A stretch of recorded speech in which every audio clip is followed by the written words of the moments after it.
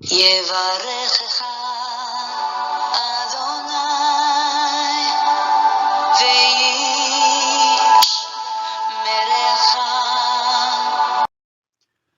예바레크카 아도나이 베이시메레카. 사랑하는 성도 여러분, 오늘 하루도 전지전능하신 임마누엘의 하나님께서 여러분에게 복을 주시고 여러분을 안전하게 지켜주시기를 축복합니다. 아멘. 할렐루야. 오늘도 어김없이 우리 코에 호흡을 불어넣어 주셔서 오늘 우리의 생명을 연장시켜 주신 우리의 창조주이신 하나님 아버지 여호와를 성축합니다. 우리의 영원한 구원자이신 예수 그리스도 그 존귀하신 이름을 찬양합니다. 오늘도 우리 안에서 열심으로 일하시며 아름다우신 예수 그리스도의 형상으로 우리를 다듬어 가시는 성령님의 놀라운 그 역사와 그 사랑과 그 은혜를 진심으로 감사합니다. 1일 8구 성경 장별 강의 오늘 187번째 시간으로 오늘 신명기 34장, 오늘 신명기의 마지막 장을 공부하게 되겠습니다. 우리가 지난 186번 동안, 자, 지금 187번째네요. 우리 187번 동안 하나님의 말씀 모세오경을 쭉 공부해 왔습니다. 이제 오늘 모세오경을 마치게 될 뿐만 아니라 이제 드디어 마지막 책인 신명기서를 마치게 됩니다. 오늘 제목의 말씀은 여호와 하나님의 충성스러운 종 모세의 최후라는 제목입니다. 우리가 어저께 이 33장에서는 이스라엘 그 모세가 이스라엘 12지파를 위하여 유언적 축복을 하는 그 내용을 쭉 살펴보았습니다. 이제 그 모든 마지막 사역을 마치고 이제 모세는 하나님의 품으로 돌아가게 됩니다. 오늘 이제 바로 그 모세의 임종을 우리가 경험하게 될 텐데요. 바로 이 모세를 향하여 성경은 뭐라고 모세를 평가하냐면 하나님의 집에 충성스러운 종이었다, 그렇게 표현을 합니다. 히브리서 3장 5절에서 6절에 보면 이런 말씀이 나오는데요. 또한 모세는 장래에 말할 것을 증언하기 위하여 하나님의 온 집에서 종으로 신실하였다, 충성하였다, 그런 표현이 나옵니다. 자, 하나님의 집에서 충성스러운 종으로 일했고, 그 다음에 6절에 보면 이 모세와 예수님을 이렇게 대조하면서 6절에서 말씀하시는데요. 그리스도는 하나님의 집을 맡은 아들로서 충성했다. 자, 예수님은 하나님의 집에 아들로서 충성하고 모세는 하나님의 집에 종으로서 충성했다.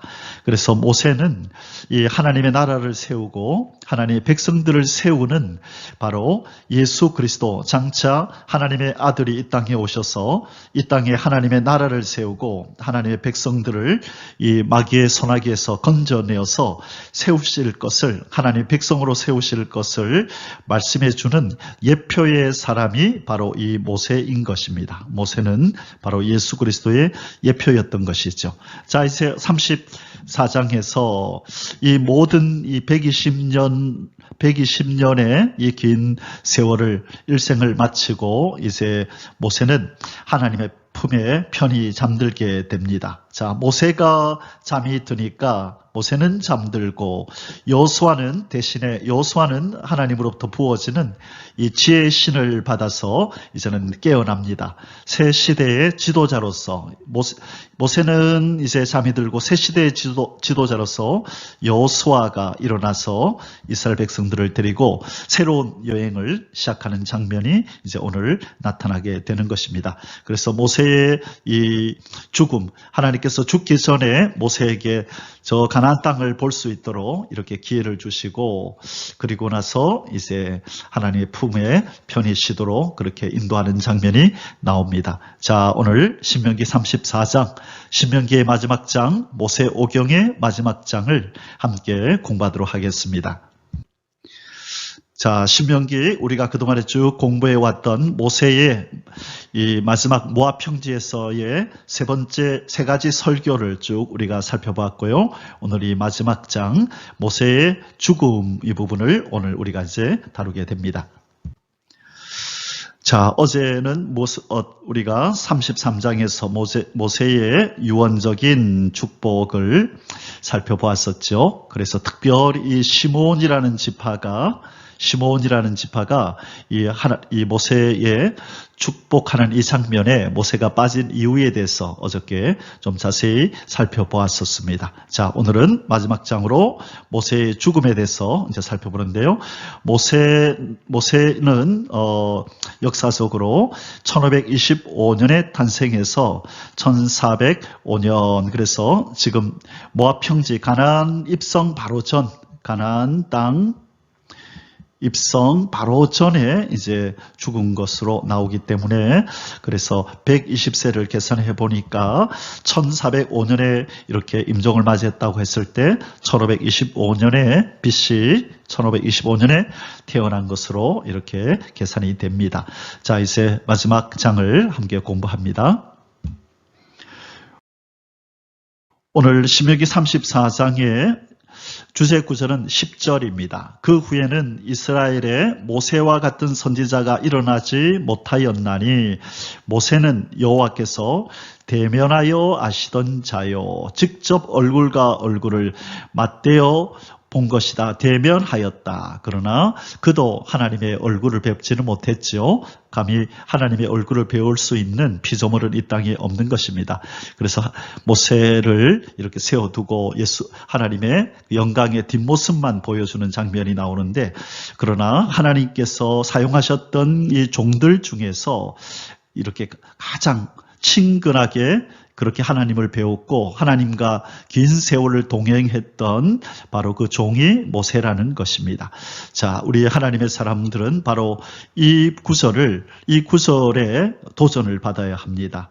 이 모세처럼 하나님의 얼굴을 대면하여 보는 듯한 친근함으로 하나님 옆에 있게 해주십시오. 모세같이 하나님과 그렇게 가까이 있었던 모세같이 우리도 하나님의 그 임재 앞에, 친근한 임재 앞에서 살기를 원합니다. 하나님의 그 어전회의에 참여할 수 있을 정도로 하나님 앞에 존귀 여김을 받으며 하나님께서 하시고자 하시는 그 일에 요긴하게 쓰임받는 요긴한 종이 되기를 원합니다. 이것이 오늘 신명기를 마치고 모세의 일생을 우리가 마지막으로 보는 이 기록을, 임종을 바라보는 오늘 이 마당에서 우리가 기도할 것은, 하나님, 우리도 모세처럼 하나님과의 친근함 속에서 우리의 이 땅에서의 삶을 살게 주옵소서. 하나님의 귀한 일에, 그 일에 요긴하게 쓰임받는 우리도 종이 되게 해 주옵소서. 그렇게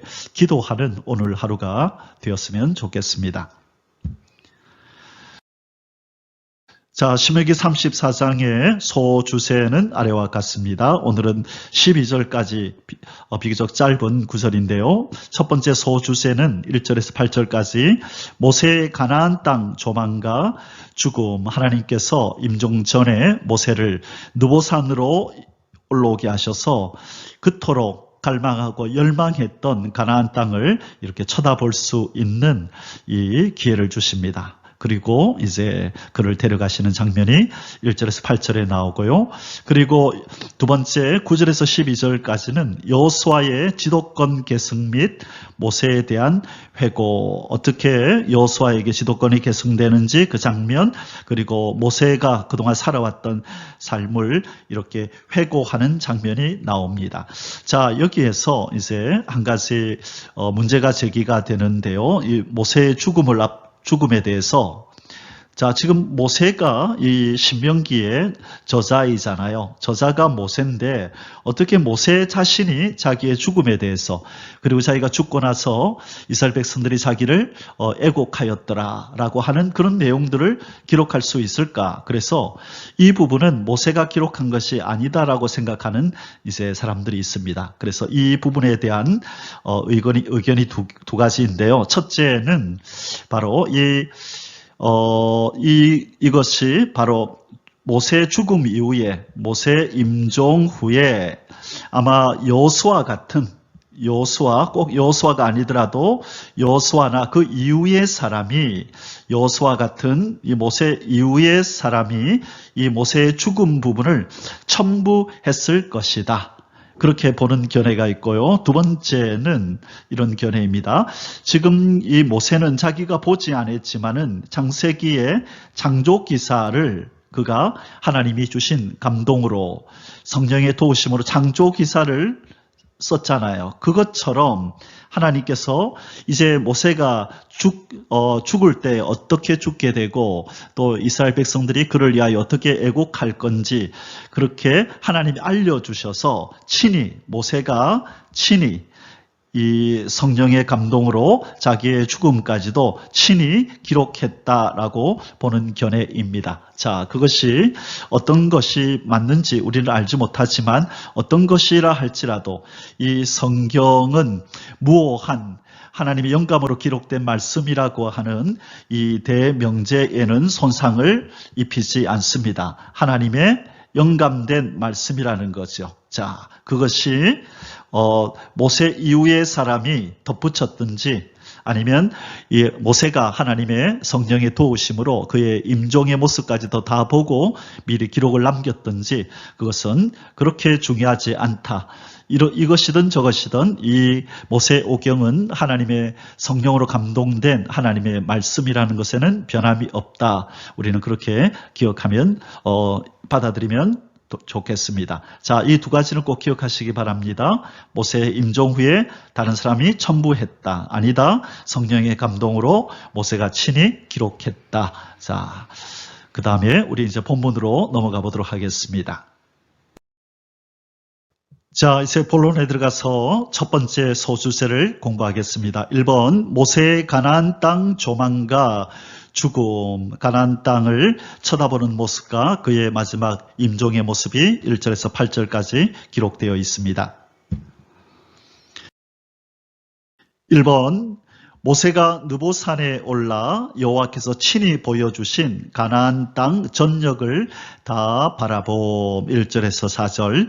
모세가 모압 평지에서 느보산에 올라가 여리고 맞은편. 자, 느보산에 올라가서 저 요단강 건너편을 보면 그 여리고 쪽이 이렇게 보이고 직선적으로는 자, 이렇게 우리 지난번에 지도에서도 보여드렸는데요.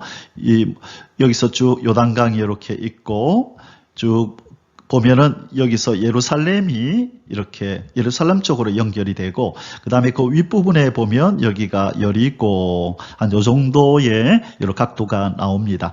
자, 그래서 느보산에 올라가 여리고 맞은편 비스가 산꼭대기에 이름에 여호와께서 길르앗 온 땅을 단까지 보이시고, 자, 단에서부터 부엘세바까지라 그렇게 얘기를 했잖아요. 그래서 길르앗 땅, 저 위에 단이 있고 갈릴리 호수가 있는 저 위에 거기서부터 보이시고 온 납달리 지파가 있었던 곳 에브라임과 그리고 므낫세의 땅과 자 납달리, 에브라임, 므낫세 땅과 서해까지의 유다 온 땅과 그렇죠. 저 위에 저 단에서부터 쭉 밑으로 그리고 네겝은 이 애국과 이 가나안 땅 이 경계 쪽에 있는 그 평지거든요. 그래서 여기 그 광야거든요. 네겝 광야라고 하는데 그래 거기에 종려나무의 성읍 여리고 골짜기 평지를 소알까지 보이시고 자 그래서 이스라엘 전역을 거의 다 이렇게 보여주셨네요. 자 그런데 자 이 120세 된 이 할아버지가 어떻게 그 멀리에 있는 이 땅들을 잘 볼 수 있었을까요? 이것을 위해서 하나님이 어떤 조치를 취하신 것입니다. 무엇일까요? 만안경을 지어주셨을까요? 그 당시에 만안경이 있으니 만무하고, 그렇죠? 자, 그 부분이 이제 뒤에 나옵니다. 34장 4절입니다. 여호와께서 그에게 이르시되, 이는이 뭐예요? 지금 네가 보고 있는 이 땅은 이 말이죠. 내가 아브람과 이삭과 야곱에게 맹세하여 그의 후손에게 주리라 한 땅이라. 아브라함에게 주시리라 하고 얼마나 지났어요. 자, 아브라함과 언약하시고 창세기 15장에서 이제 12장에서 불러내셔 가지고 15장에서 이제 너희 후손이 애굽의 그 이방의 땅에서 400년 동안 종살이 할 것이라고 말씀하시고 이제 430년이 지나서 출애굽하여 40년이 지났기 때문에 총 합치면 한 680년 정도, 지금 아브라함이 언약하고 나서 한 680년 정도가 지금 흘렀어요. 자, 그래서 하나님은 그 약속을 이렇게 긴 세월이 흘렀음에도 불구하고 하나님은 아브라함과 이삭과 야곱에게 언약하셨던 이 말씀을 잊지 않으시고 맹세하여 그 후손에게 주리라 한 땅을 지금 이제 보여주시는 겁니다. 내가 네 눈으로 보게 하였거니와 너는 그리로 건너가지 못하리라 하시매. 자, 이 모세가 얼마나 가슴 깊이 품고 오랜 여행을 하며 이 모진 힘든 여정을 다 마치고 그렇게 들어가고 싶어 했던 땅입니까? 그렇죠? 그렇게 학수고대하던 그 땅을 바로 눈앞에 두고 들어가지 못합니다. 이 모세는 그 땅에 들어가고 싶었지만 하나님께서는 뭐라 그러시나요? 여기까지. 너의 역할은 여기까지이다라고 말씀합니다. 자, 사랑하는 성도 여러분, 이 모세가 이 일찍이 이미 출애굽 때에 그 무리바 반석 사건 때 하나님이 너는 들어가지 못하리라라고 그렇게 이미 선언하셨지만 모세가 얼마나 이 땅에 들어가고 싶어 했는지를 기록한 신명기의 말씀이 있었습니다. 우리가 일찍이 배웠었는데요. 그것이 어디였냐면 신명기 3장 23절에서 28절까지 이 부분에서 모세는 하나님 앞에 간곡히 이렇게 기도하였습니다. 제발 하나님 이 땅에 들어가게 해달라고. 우리가 한번 읽어볼까요? 신명기 3장 23절에서 28절입니다. 자, 제가 한번 읽을게요. 그때 내가 여호와께 간구하기를 주 여호와여 주께서 주의 크심과 주의 권능을 주의 종에게 나타내시기를 시작하셨사오니 천지간에 어떤 신이 능히 주께서 행하신 일 곧 주의 큰 능력으로 행하신 일같이 행할 수 있으리까. 구하옵나니 나를 건너가게 하사 요단 저쪽에 있는 아름다운 땅 아름다운 산과 레바논을 보게 하옵소서 하되 여호와께서 너희 때문에 내게 진노하사 내 말을 듣지 아니하시고 내게 이르시기를 그만해도 족하니 이 일로 다시 내게 말하지 말라. 그만해도 족하니 이 일로 다시 내게 말하지 말라. 이런 자에 하나님께서 딱 거절하셨죠. 27절 너는 비스가산 꼭대기에 올라가서 눈을 들어 동서남북을 바라고 네 눈으로 그 땅을 바라보라. 너는 이 요단을 건너지 못할 것임이니라. 그것이 3장 27절이거든요. 자, 이 내용을 이 하나님의 말씀을 오늘 이제 모세가 행동으로 지금 옮기고 있는 것입니다. 28절에 너는 여호수아에게 명령하고 그를 담대하게 하며 그를 강하게 하라. 그는 이 백성을 거느리고 건너가서 네가 볼 땅을 그들이 기업으로 얻게 하리라 하셨느니라.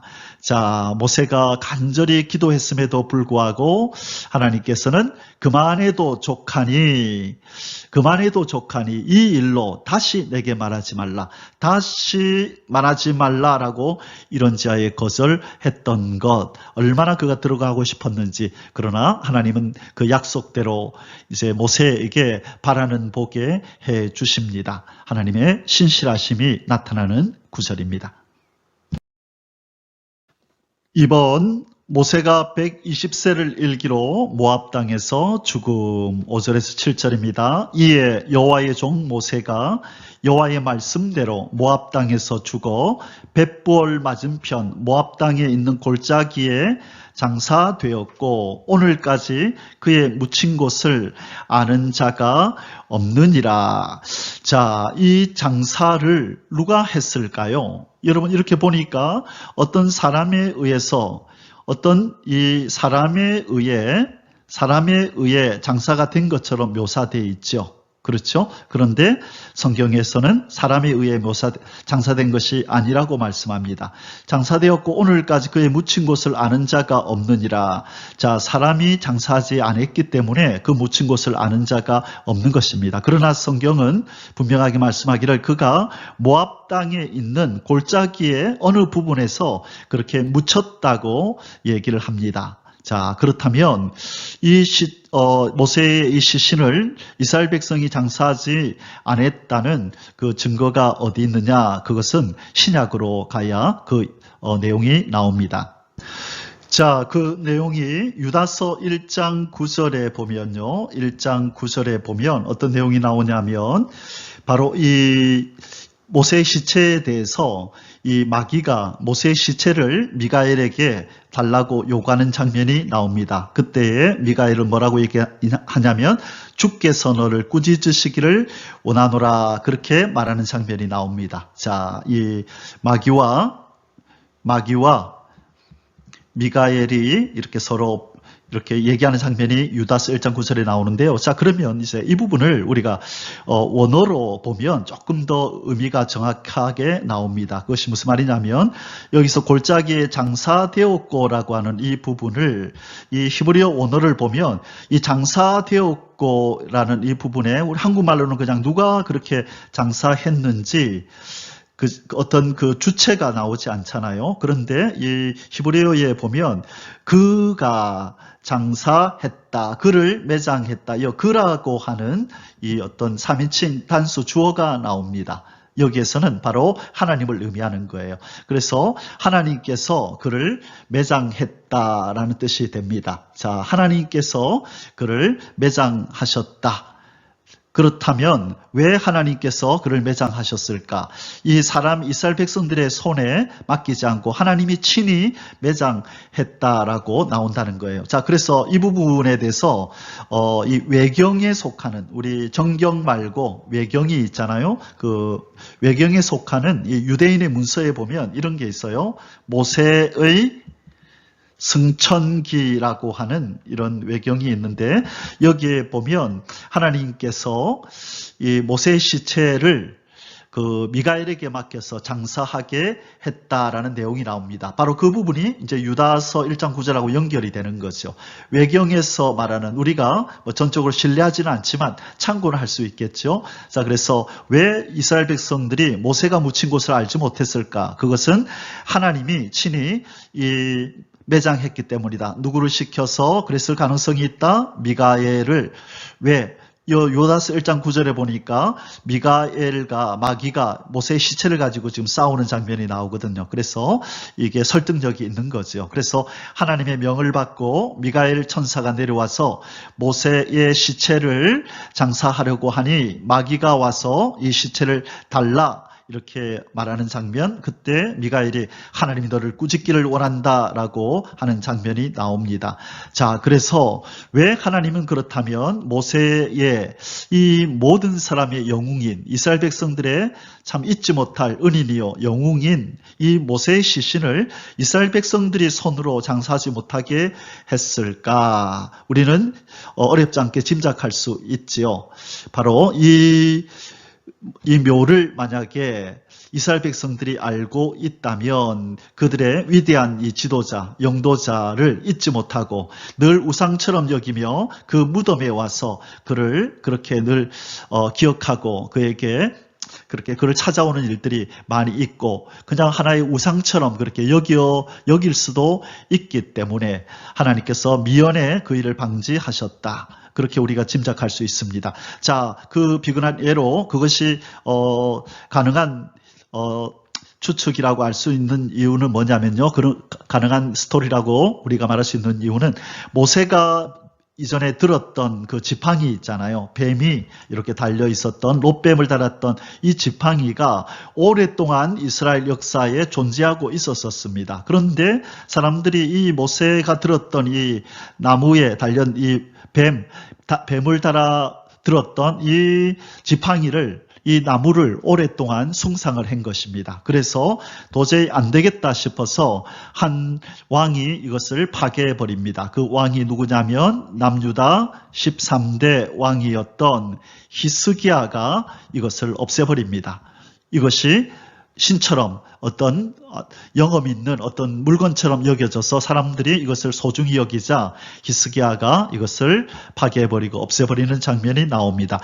이 모세가 들었던 지팡이도 이렇게 다룰진데 이 모세의 시신이 있는 그 무덤은 얼마나 그들이 더 신성시하고 그것을 찾고 소중히 여기고 그렇게 했겠습니까? 그래서 아마 이것들을 미리 알고 계시는 하나님께서 이런 이스라엘 백성들이 이런 행동을 하지 못하도록 이렇게 모세의 시신을 감춰버린 것이 아닌가 우리는 그렇게 추측할 수 있습니다.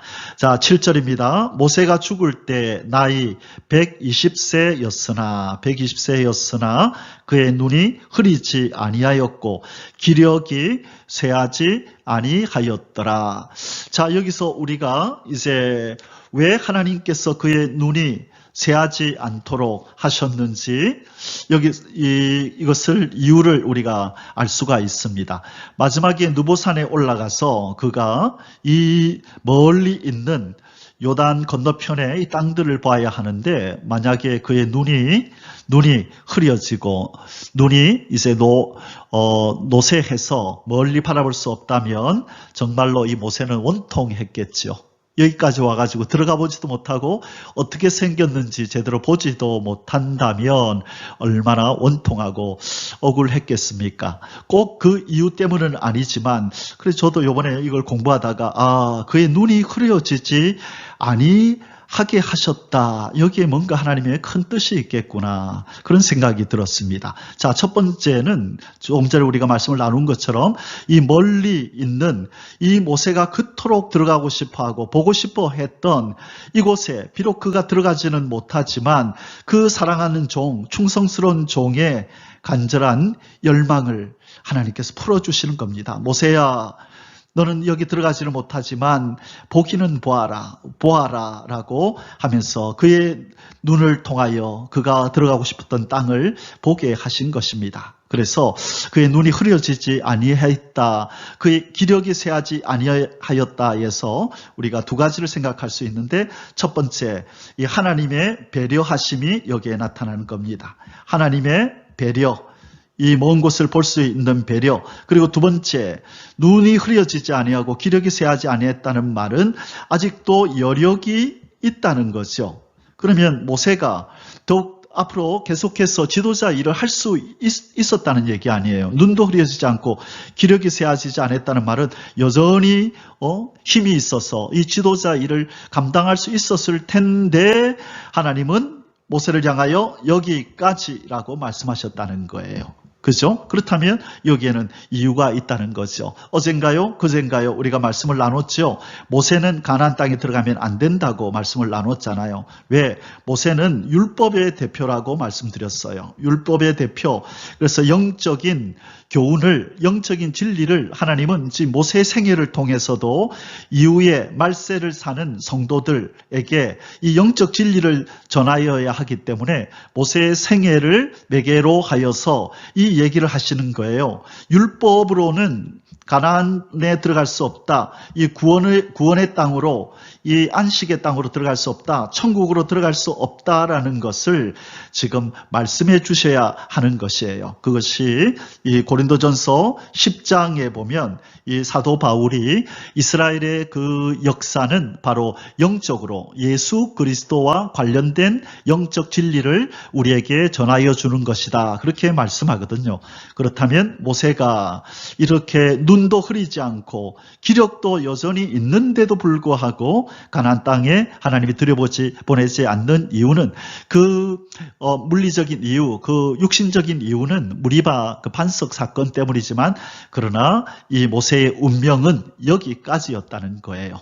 자, 그래서 이것은 율법으로서는 구원을 받지 못하고 여호수아 호세아, 예슈아, 예수 그리스도의 손에 이끌려서 가나안 땅에 들어가는 것이다. 예수 그리스도를 통하여 구원을 받는다는 것을 알려주는 그 역사, 영적인 진리를 위하여 모세는 그의 간절히 원했던 가나안 땅에 들어가지 못하고 여기까지라는 하나님의 말씀을 듣고 이제 하나님의 품으로 돌아가게 된 것입니다.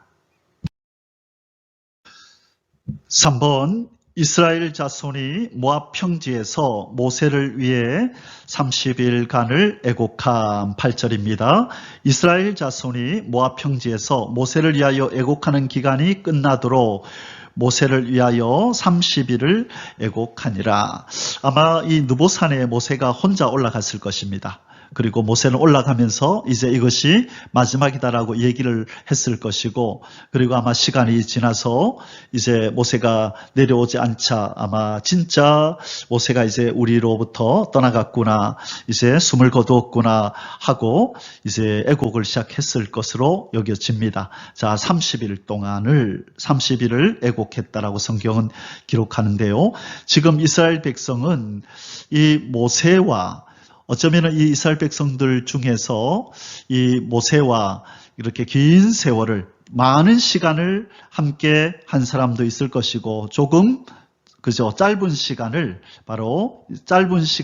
함께 한 사람도 있을 것이고, 그러나 최소한 40년을 이 모세와 함께 했던 사람들이 아마 대부분이었을 것입니다. 자, 이들은 지금 모세의 죽음이 참으로 슬픈 일이 아닐 수 없었을 것입니다. 특별히 광야 생활 40년을 경험했던 사람은 참 고마움을 느끼고 감사함을 느꼈을 텐데, 그 이전에 애굽에서 이 세계 최강국 애굽을 물리치고 애굽의 손에서 이 구원받음을 경험한 사람들은 더더욱이 이 모세의 죽음이 참 슬프고 마음이 아팠을 것입니다. 함께 들어갈 수 있었으면, 좀 더 많은 시간을 우리와 함께 할 수 있었으면 좋았을 텐데, 아마 어떤 사람은 이 하나님의 뜻도 모르고 이 모세를 향하여 이 지지리도 복이 없는 사람아, 왜 여기까지 와가지고 여기서 죽느냐, 아마 그런 사람도 없지 않아 있었을 것입니다. 그러나 그것은 이 하나님이 멀리 크게 그리시는 이 구속사의 큰 그림을 모르기 때문에 아마 인간적인 그런 말들도 했을 것으로 여겨집니다. 어쨌든 그들이 사랑하고 아끼던 위대한 영도자 모세가 이제 그들을 떠났습니다. 이제는 다음 세대, 이제 제2의 지도자 여호수아가 등장할 시간이 다가왔습니다. 자, 이제 두 번째 소주제를 공부하겠습니다. 여호수아의 지도권 계승 및 모세에 대한 회고, 9절에서 12절까지요. 자, 모세가 죽기 전에 여호수아에게 지도권을 계승한 장면이 이제 나오고요. 그리고 이 모세의 삶 전반을 짧게 이렇게 회고하는 장면이 이곳에 나옵니다. 1번, 여호수아가 모세를 대신해 이스라엘의 새 지도자가 됨. 9절, 모세가 눈의 아들 여호수아에게 안수하였으므로 그에게 지혜의 영이 충만하니 이스라엘 자손이 여호와께서 모세에게 명령하신 대로 여호수아의 말을 순종하였더라. 자, 아까 초반부에서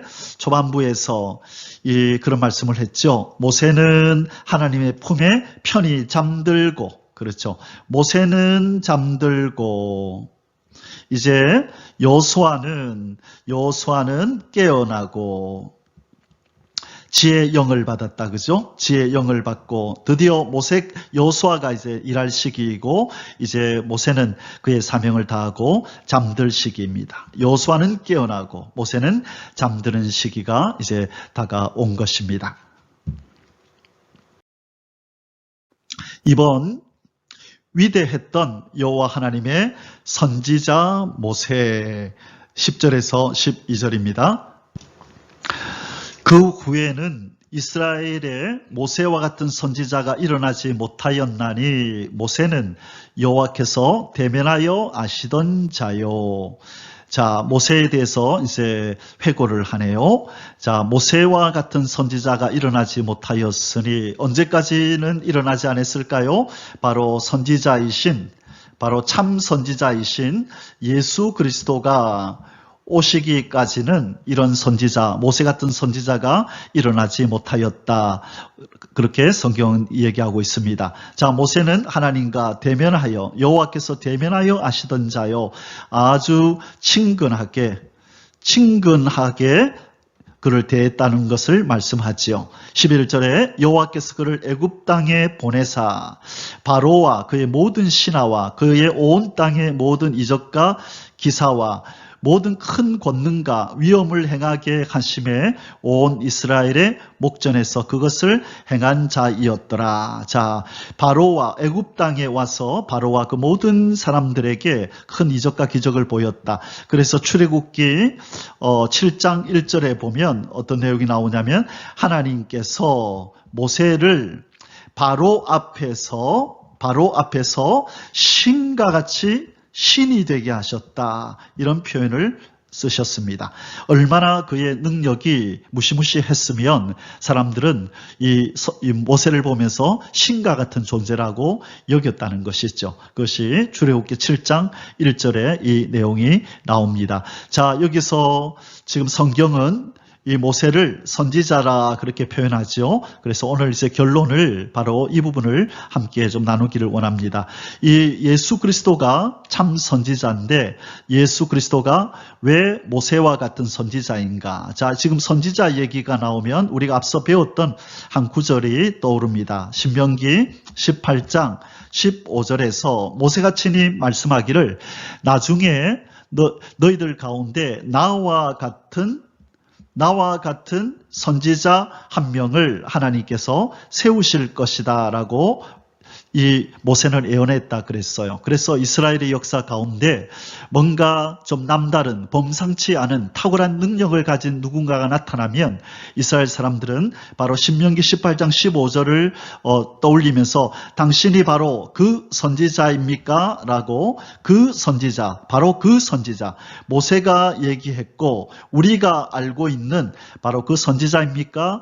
그렇게 물었다 그랬어요. 그래서 세례 요한이 등장했을 때도 이스라엘 사람들은 세례 요한을 향하여 당신이 바로 그 선지자입니까? 라고 물었다 그랬습니다. 자, 그러나 세례 요한은 나는 그 선지자가 아니다라고 부인했죠. 바로 누가 그 선지자입니까? 예수 그리스도가 바로 그 선지자, 모세보다 더 월등한 참 선지자가 바로 예수 그리스도였던 것입니다. 이 모세는 하나님의 뜻을 이스라엘 백성들에게 가르치고 그들을 양육했다면 예수 그리스도는 우리 하나님의 뜻을 자기 백성들에게 가르치고 하나님의 사람으로 하늘 사람으로 온전히 성장해 가도록 우리를 가르치시고 우리를 인도하시는 참 모세요, 참 선지자 같은 그런 분인 줄 믿습니다. 자, 이제 우리 결론의 말씀을 맺도록 하겠습니다. 자, 결론의 말씀은 조금 전에 말씀드렸던 것처럼 모세보다 뛰어난 선지자 예수 그리스도, 자, 참 선지자 예수 그리스도에 대해서 살펴보므로 오늘 신명기를 마치고 모세오경을 마치겠습니다. 모세는 일찍이 18장 15절, 신명기 18장 15절에서 이렇게 말씀했다 그랬어요. 내 하나님 여호와께서 너희 가운데 내 형제 중에서 너를 위하여 나와 같은 선지자 하나를 일으키리니 너희는 그의 말을 들을지니라 이렇게 말씀했어요. 그리고 오늘 본문에서도 34장 10절에서 그 후에는 이스라엘 모세와 같은 선지자가 일어나지 못하였나니 모세는 여호와께서 대면하여 아시던 자요. 자, 모세와 같은 선지자가 일어나지 못했다. 모세와 선지자를 이렇게 연결해서 말씀하죠. 바로 이 모세와 같은 선지자가 누구냐 하면 바로 예수 그리스도가 참 선지자라는 것입니다. 이 모세는 하나님의 집에 사환으로 충성했다. 사환은 종이라는 뜻이고요. 그리고 예수 그리스도는 하나님의 집에 무엇으로 충성했다? 아들로서 충성했다. 모세는 선지자였고 바로 예수 그리스도가 선지자고 모세는 구원자였고 예수 그리스도 또한 구원자로서 이 땅에 나타나신 거죠. 그러므로 모세는 바로 예수 그리스도의 모형이다. 이전에도 말씀드렸지만 언제 이스라엘 사람들이 예수님을 자기들의 왕으로 이렇게 모시려고 하였느냐 하면 이 주님께서 오병이어, 이 오병이어의 기적을 일으켰을 때 광야에서 벳세다 광야에서 오병이어로 그렇게 많은 사람들을 먹일 때에 광야에서 먹일 때에 이 이스라엘 백성들은 모세를 떠올린 거죠. 모세 하면 첫째 구원자, 애굽에서 건져낸 구원자, 둘째 이 공급자, 광야에서 만나와 메추라기와 이런 것들을 또 대적을 만날 때 싸워주시는, 대신하여 이렇게 싸워주는, 손을 들고 기도하니 승리를 주는 이런 능력자로서의 모세거든요. 그런데 이 이스라엘 백성들이 예수님을 왕으로 그들의 메시아로 이제 모시려고 한 바로 그 어떤 계기가 됐던 사건이 오병이어 사건이라 그랬어요. 광야에서 먹여줬잖아요. 그렇죠? 5,000명이나 되는 남자만 5,000명이 되고 또 여자와 아이들까지 합치면 더 많은 사람들을 이렇게 오병이어 겨우 5개의 떡과 2마리 물고기를 가지고 이렇게 많이 먹인 것을 보면서 그들은 모세를 떠올렸다는 거죠. 아, 이분이 모세 같은 분이구나. 광야에서 먹을 것을 주시네. 그렇다면 이분이 이제 애국가 같은 이 로마의 손에서 우리를 건져 주실 거다. 우리 왕으로 모시고 예루살렘으로 들어가자 해서 이 예수님을 왕으로 모시려고 했던 것이죠. 이런 역사적인 어떤 그런 이유가 있었던 것입니다.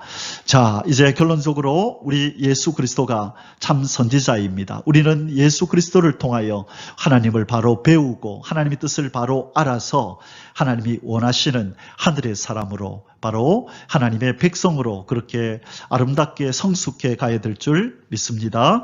아멘. 긴 시간 동안 모세 오경을 함께 공부하였습니다. 이제 조금 준비를 해서 이제 역사서, 여호수아서를 함께 공부하겠습니다. 우리 다시 만날 때까지 그동안 배웠던 내용, 중요한 내용들을 좀 복습하는 시간들을 가지겠습니다. 그렇게 오래지 않아서 여호수아 말씀으로 다시 여러분을 찾아뵙겠습니다. 수고하셨습니다. 우리 하나님이 오늘 하루도 또 여러분의 남은 생애도 크게 복 주시기를, 평강과 기쁨을 주시기를 축복합니다. 아멘. 할렐루야. יברכך